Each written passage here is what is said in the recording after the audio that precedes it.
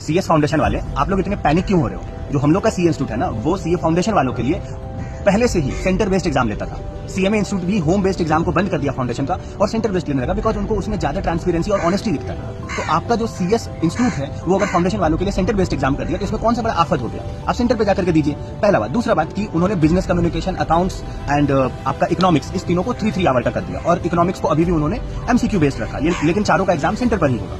तो आप सेंटर पर जाकर के दीजिए ना। उन्होंने मैथ का अगर लॉजिकल रीजनिंग और करंट अफेयर हटा दिया तो आप कौन से जो है वो यूपीएससी के स्टूडेंट हो कि आपके लिए लॉजिकल रीजनिंग और करंट अफेयर जानना जरूरी है? आपका तो सिलेबस फिक्स है, उसी के बेसिस पर आपको सीएस बनने के बाद क्लाइंट के लिए काम करना है, जो आपके बुक में लिखा हुआ उसके हिसाब से काम करना है। तो करंट अफेयर्स आपके लिए किसी काम का नहीं है, आप ये समझ लीजिए। और तीसरा बात कि जो हम लोग का सीए इंस्टीट्यूट है वो इस तरह के चेंजेस को जब भी लाता है तो वो पहले 4-5 महीना पहले बता देता है। आपका भी सीए इंस्टीट्यूट 4-5 महीना पहले बता दिया है कि अब 50% पर पासिंग होगा, यानी 50 मार्क्स आपको लाना पड़ेगा और 55% ओवरऑल टोटल लाना पड़ेगा। लेकिन वो अभी आपका सीए इंस्टीट्यूट ड्राफ्ट में रखा है, उसको इंप्लीमेंट नहीं किया। तो ये तीसरा वाला जो लॉ है वो एप्लीकेबल नहीं है, उसके लिए आप घबराइए मत, वो आपके जून 26 में एप्लीकेबल नहीं है। अभी आपको 40 जो लाना था और 50% ओवरऑल, यही रूल एप्लीकेबल है। इतना पैनिक मत होइए और आपका जो एग्जाम होने वाला है उसके लिए ऑल द बेस्ट।